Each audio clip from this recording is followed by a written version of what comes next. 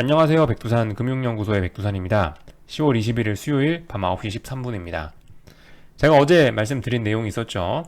2거래일 연속으로 지수가 상승 마감한다면은 어제 오늘 그렇게 되면 인버스를 저는 놔줄 것이다 라고 말씀을 드렸고, 그래서 일단 오늘 놔줬습니다. 이게 제가 뭐 인버스를 매도한 것이 야 이제 너 다시 대세 상승이냐, 이게 아니고 말씀드렸다시피 중장기적으로 보는 인버스 물량은 가지고 있는 거고, 단지 이제 단기적인 목적으로 단타를 한번 쳐본 거예요. 기회가 좋은 게 포착이 됐으니까 그냥 두기 아까워서 하락 쪽으로 시세가 나오려고 그러니까 단타를 쳐본 겁니다. 그리고 그 물량을 이제 오늘 정리를 한 거고요. 이 종가까지 보다가 어떻게 할까 하다가 점심시간 밥 먹고 나서 슬슬 이제 다 팔아버렸습니다. 어떻게 해서 팔아버렸냐, 뭐 이런 이야기를 좀 해보자면요. 일단 점심때쯤까지는 그래도 좀 시장이 좀 왔다리 갔다리 했죠. 시장 상황이 그렇게 썩 녹록진 않았습니다. 상승을 바라보시는 쪽에서 그게 녹록진 않았어요. 왜냐하면 점심때까지만 해도 지수가 좀 왔다리 갔다리 했기 때문이죠. 근데 사실 좀 점심때 약간 좀 하방 보는 입장에서 좀 싸했던 게 뭐냐면은 오늘 상승 종목 수가 겁나게 많더라고요. 그러니까 오늘 하락을 하고 싶었으면 뭐 최소한 이렇게 어제는 보시면은 지수가 상승 마감했음에도 불구하고 하락 종목이 훨씬 많았거든요. 코스피입니다. 근데 오늘은 뭐 이미 뭐 아침 일찍부터 해가지고 상승 종목이 뭐 하락 종목 수의 2배를 넘어가더라고요. 이미 코스피, 코스닥, 양시장 다. 그래서 이거 오늘 빠지긴 쉽지 않겠다라고 생각을 했는데, 그럼에도 불구하고 어쨌든 인버스 쪽에서 워낙 재료가 좋았다라는 표현을 썼죠. 이평선들이 모여있고 자리가 좋았었기 때문에 길게 갖고 가보자라는 생각으로 끝까지 확인을 좀 해보자라는 생각을 갖고 기다렸죠. 자, 그래서 제가 이제 매매 기준으로 잡았던 건 뭐냐면 그 코스닥 레버리지, 코덱스 코스닥 150 레버리지 요 상품의 가격을 기준으로 해서 이거를 넘어가면은 위쪽으로 많이 열리기 때문에 이거 넘어가면은 인버스를 매도해야겠다라는 이런 판단을 했고요. 그래서 그 기준 가격으로 잡은 게 11,570원입니다. 그래서 봤죠. 계속 봤어요. 여기 일단 3번 저항받는 데까지는 봤는데 오후 1시 반쯤에 이걸 탁 넘어가더라고요. 그래서 이 넘어가는 순간 저는 일단 인버스는 다 갖다 버렸습니다. 단기적인 목적으로 들어가는 건 다 갖다 버렸어요. 아무튼 뭐 이런 식으로 오늘 아무튼 뭐 이런 식으로 해서 인버스 매매가 한 건이 뭐 진행이 됐습니다. 개인적으로는 조금 아쉬웠어요. 그러니까 뭐 수익이 적게 나서 아쉽다라기보다는 이번에 넥라인 붕괴, 8거래일 동안 붕괴시키고 이럴 수도 있었는데 결과적으로 우리 세력님들이 이 힘 관리를 좀 잘 못한 측면이 있어서 중간중간 양봉을 고춧가루를 껴줬어야 되는데 고춧가루도 안 끼고 그냥 계속 강불로 지지니까 결국 냄비가 못 버텼다라는 표현을 쓰는 게 맞는 것 같아요. 뭐 이런 점들이 뭐 좀 아쉽다, 뭐 이 정도 말씀 뭐 드릴 수가 있을 것 같습니다. 아무튼 근데 지금 상황이 코스닥 시장 상황이 되게 어쨌든 조심해야 되는 게 저는 단기적으로 보고 매매를 했으니까 일단 오늘 팔긴 팔았는데 지금 되게 조심을 해야 되는 게 뭐냐면 일단 이평선 측면에서도 이미 뭐 121선이나 넥라인 부근까지 내려오기도 했고 단기적으로 하락 추세 진행 중이기도 하고요. 위에서 이제 가벼운 이평선들이 좀 많이 꺾여 내려오고 있기 때문에 위쪽에 저항이 상당히 많습니다. 그래서 개인적으로는 이번에 만약에 반등을 지가 세게 준다 하더라도 지금 여기서 만들어놨던 여기 있는 이 저항대, 이번에 제가 인버스를 처음으로 잡았던 이 가격대까지는 못 올라오지 않겠느냐라는 생각을 하고 있습니다. 왜냐면 이번에 여기 저점을 붕괴시켰기 때문이죠. 그죠? 여기 저점이 있고 여기 저점이 있는데 여기 저점이 훨씬 낮아졌잖아요. 그러니까 힘이 아래쪽으로 강했기 때문에 다음번에 올라올 때는 여기까지 못 올라오겠구나, 다시 이까지는 못 올라오겠다라고 생각하는 게 일단은 합리적인 추측이라고 생각을 하고 있습니다. 그래서 어쨌든 뭐 또 어딘가에 올라오면은 인버스를 잡아야겠다라는 생각을 하고 있는 거죠. 그 가격이 얼마가 될지는 저도 뭐 잘은 모르겠지만은, 언제가 될지 얼마가 될지는 모르겠지만은, 하여튼 뭐 인버스 차트에 이렇게 어떤 지지선들을 그어놓고 이제 확인을 하고 이제 뭐 쭉 보면서 뭐 대응을 할 생각입니다. 아직까지는 뭐 잘 모르겠고. 어쨌든 오늘 이 인버스를 매도한 데는 뭐 다양한 뭐 생각들이 오고 갔지만은, 뭐 코스닥 시장이 보통 8거래일 정도 하락하면은 이제 그 하락, 이 단기 하락 추세가 끝난다라는 뭐 이유도 있거든요. 근데 오늘 보시면 7거래일째 거예요. 예. 오늘 보시면 어제 좀 시장이 그래도 좀 조금 장중에 좀 쏟아졌고 오늘이 7거래일째니까 어쨌든 뭐 한 번쯤 이제 반등이 나올 수 있겠구나라는 생각도 하긴 했습니다. 자, 아무튼 뭐 그런 상황이고 코스닥 얘기 그만하고요. 코스피 쪽은 뭐 그죠? 코스피 쪽 오늘 당연히 상승해야 되는 날이 맞아요. 그죠? 오늘 당연히 상승하는 게 맞는 날이고 실제로 상승 마감했습니다. 여기서 이제 오늘 시세에서 이제 조금 좀 여러분들과 짚고 넘어가고 싶은 점은 근데 바로 이 점이에요. 뭐냐면은 오늘 강하게 상승이 나왔어야 되긴 하거든요. 그러니까 무슨 얘기를 하고 싶냐면은 최근에 원화 환율을 보세요. 원화가 뭐 기가 막히죠, 그죠? 원화가 이렇게 강한 거 오래간만에 봤습니다, 그죠? 원화가 엄청나게 강해요. 물론 이게 뭐 딱히 부자연스럽고 그런 건 아닙니다. 왜냐면은 최근에 달러 인덱스가 계속 흘러내리고 있고 달러가 약세고 또 그리고 위안화하고 원화가 보통 같이 신흥국 통화로 묶여갖고 같이 움직이는 경향이 있는데 요즘 위안화가 엄청나게 강하기 때문에 원화도 이렇게 강세를 보이는 게 뭐 자연스러운 현상입니다. 그러니까 원화가 강세인 거는 이상한 일이 없는데 근데 이제 주식시장과 환율의 관계를 생각을 해보면은 이거는 조금 문제가 있다라고 지금 제가 말씀을 드리는 겁니다. 뭐가 문제가 있냐면은 원래 주식하고 환율은 같이 가는 거예요. 같이. 물론 이제 이 차트상으로 놓고 보면 반대로 갑니다. 얘가 원화가 강세로 돼서 이렇게 아래로 떨어지면 주식은 올라가는 게 맞거든요. 그리고 당연히 원화가 약세가 돼서 이 환율이 상승하기 시작하면 주식은 떨어지는 게 맞고. 근데 요즘 흐름을 보시면은 원화는 초초초초 강세인데 주식은 아직도 박스권 안에 갇혀 있단 말이죠. 한번 생각해 볼 필요가 있어요. 8월 13일 날 고점 만들고 지금까지 한 이제 2달 가까이 여기서 놀고 있는데 8월 13일 이후부터 보시라는 거죠. 8월 13일이 요 날이거든요. 여기부터 해서 원화의 흐름을 보면 원화의 흐름은 지금 1180원에서 1130원까지 떨어졌는데 이러면은 지금 한국 선물 지수는 이미 전고점을 넘어가 버릴 수 있는 거의 전고점 넘어가 있거나 전고점 부근에 있는 게 맞아요. 예를 들면은 뭐 한 340대였나 역사적인 고점이 그죠? 여기니까 대충 340대 부근에 와 있거나 넘어갔었어야 한단 말이죠. 근데 지금 보시면 지금은 그게 아니죠. 지금 320대 그것도 몇 달 동안 박스권 계속 강세가 진행되고 있는데도 불구하고 박스권이라는 겁니다.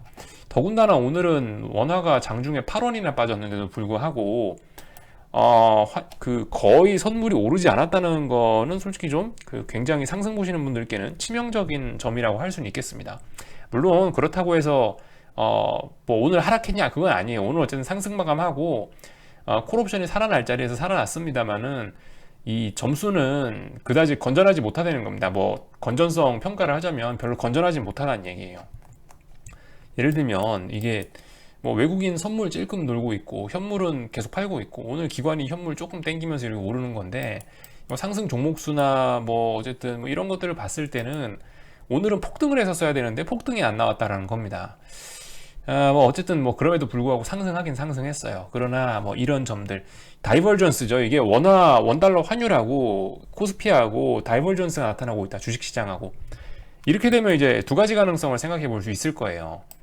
뭐 예를 들어서 원화가 이제 강세를 끝내고 어느 순간 올라오기 시작한다면 주식시장이 겁나 무섭게 빠질 수 있겠고요. 그죠? 뭐 아니면은 주식시장이 겁나게 많이 올라가서 이 다이버전스를 해소하든가요.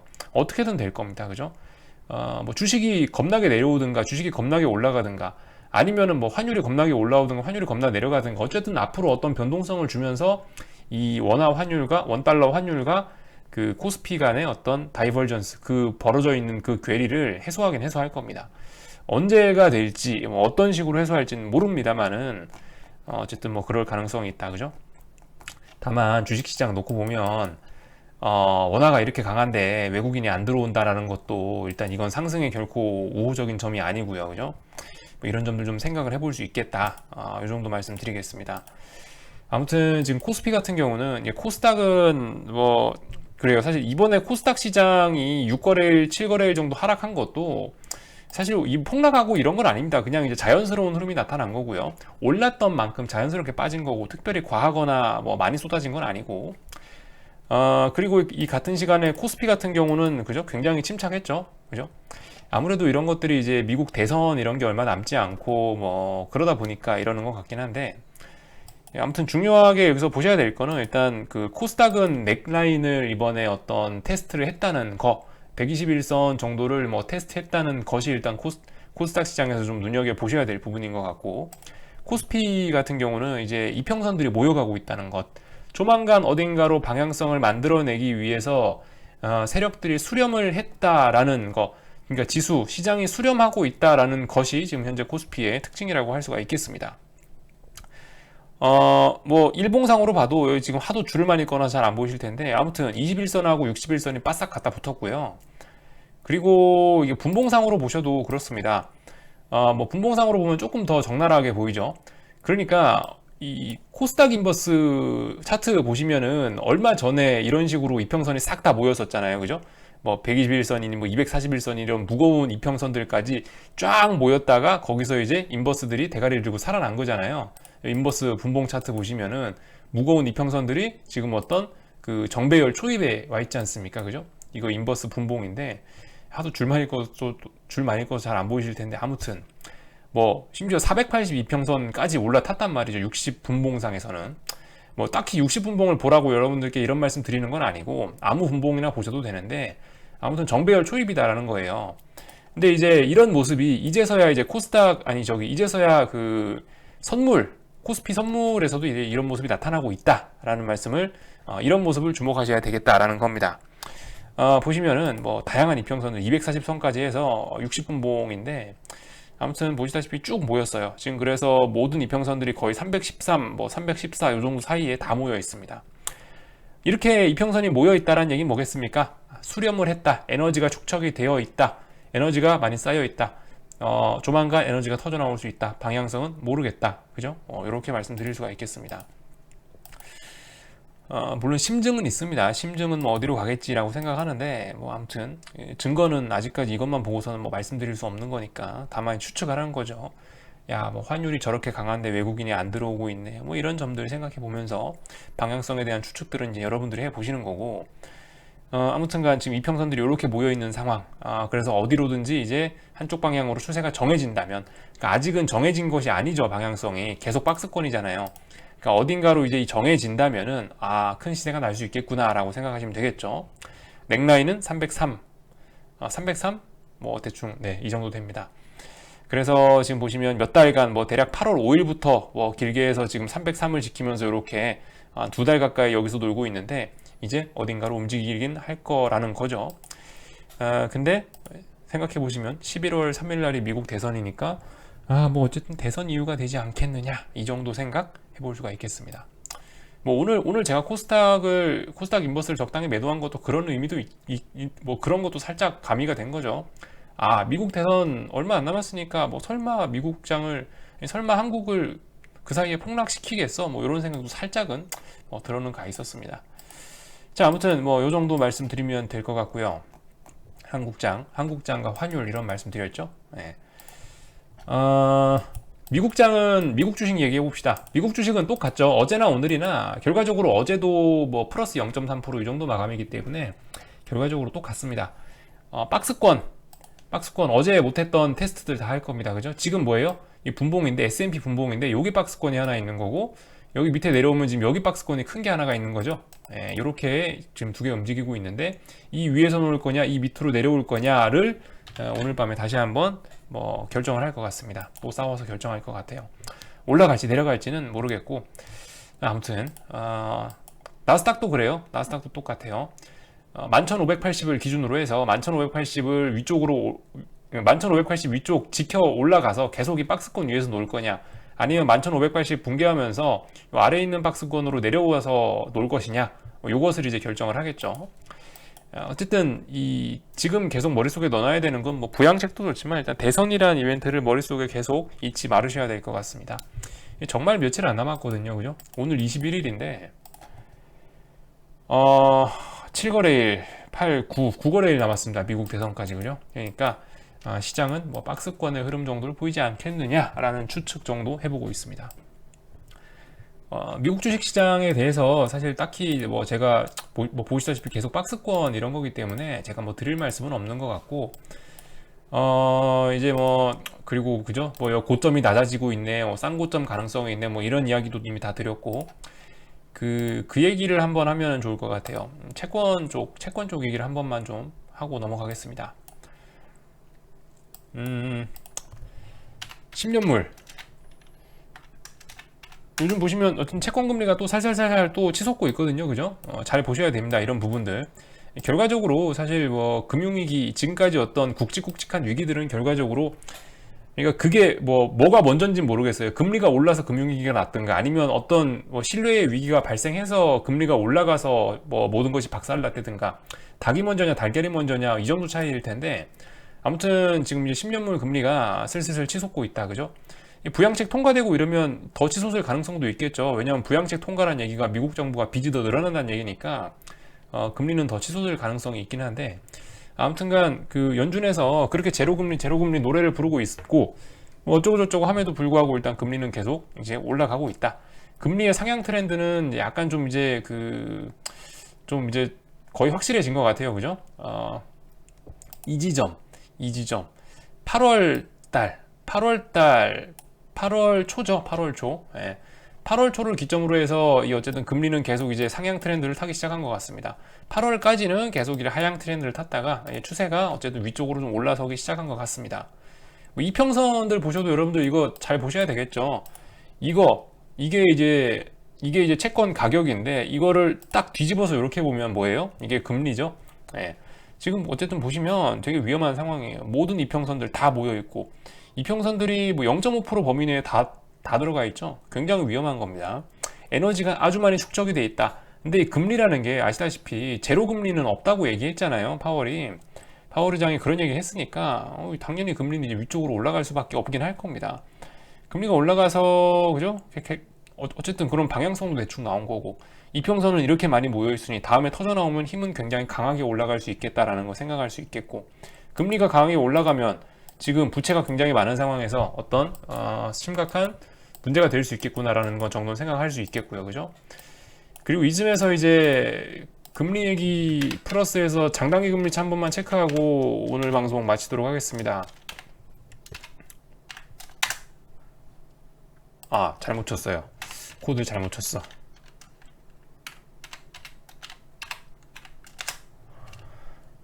이게 이제 여러분들이 이제 투자하실 때 중장기적으로 보실 때 참고하셔야 될 만한 어떤 중요한 지표죠. 그죠? 장단기 금리차 10년물하고 2년물 10년물 빼기 2년물 금리한 건데 보시다시피 0.67 그죠? 이 얘기 하나만 하고 마칠게요. 어차피 다 여러분들 아시는 내용이긴 할 텐데 간단하게 좀 체크만 하고 넘어갈게요. 지금 이제 장단기 금리차가 어쨌든 이 상승하려고 하는 때거든요. 항상 특징이 그래요. 뭐 이번에도 근데 그러니까 이거는 거의 확률 100%죠. 왜냐하면 지금까지 항상 그래 왔으니까 확률 100%인 건데 물론 이번에는 안 그럴지도 모르겠습니다만 이번에도 그럴 가능성은 일단 좀 높을 거라고 보는데 뭔 얘기를 하고 싶냐면 이거예요. 여기 금리가 이 장단기 금리차가 마이너스로 역전이 됐었던 구간이 있고요. 이 구간에서 회복하는 사이에 어떻게 되는지를 한번 잘 보시라는 겁니다. 장단기 금리차 0 밑으로 떨어졌었다가 0 밑으로 떨어지면 이렇게 급속하게 장단기 금리차가 확대되는 경향이 있죠. 지금까지 늘. 이 거의 뭐 법칙에 가깝습니다. 그죠? 큰 트렌드가 이렇게 되는 거예요. 자, 이렇게 되면 다음번에 얘도 거의 뭐 이 정도까지는 아니더라도 워낙 저금리 시대니까 뭐 최소한 뭐 이 정도까지는 올라올 수 있지 않겠냐 라는 게 일단 저의 생각이긴 한데 자, 아무튼 지금까지 이렇게 장단기 금리차가 0 언더로 갔다가 튀어오를 때 무슨 일이 있었냐 주식시장에서 한 번만 좀 생각을 좀 해볼 필요가 있긴 하겠죠. 코스피 놓고 봅시다. 코스피 장단기 금리차가 0에서 0 밑으로 떨어졌다가 장단기 금리차가 급속히 확대될 때 무슨 일이 있었나? 제가 뭐 보고 끄은 게 아니죠. 주식시장이 굉장히 약세를 보였었네요. 그죠? 이때가 언제냐면 89년에서 92년 이런 일이 있었고 여기서도 그래요. 2000년입니다. 2000년 장단기 금리차 0 밑으로 떨어졌을 때가 뭐 99년, 2000년 초반이었는데 이 밑에서부터 장단기 금리차 급속히 확대되는 구간에서 어떻게 됐다? 이렇게 금리가 여기까지 확대됐죠. 그 사이에 어떻게 됐다? 지수는 여기서부터 여기까지 많이 빠졌다. 그죠? 그리고 여기 2007년, 2008년 여기서도 한번 생각해 보실 필요가 있겠죠. 장단기 금리차가 0 밑에 있다가 다시 확대되는 구간에서 어떻게 됐다? 금융위기가 왔었다. 그죠?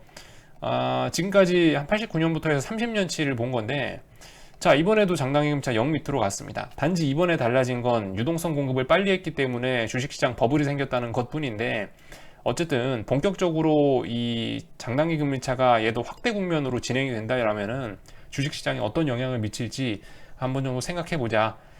그리고 마침 지금 이제 이 보시다시피 금리가 슬슬슬 쏟아지고 있으니까 10년물 채권 금리가 슬슬슬 이렇게 대가리를 쳐들고 올라오는 모습이 보이고 이평선들이 쫙 모여 있고 어떤 발산하려는 모습을 보이고 있으니까 굉장히 주의하자. 이 정도 말씀을 드리도록 하겠습니다. 어쨌든 당장은 무슨 일이 없을 거예요. 뭐 당장 일주일 뭐 이렇게 먼 일이 없겠지만 대선 이후엔 어떤 것도 기댈 게 없죠, 그죠? 그러니까 좀 주의해야 되지 않겠냐?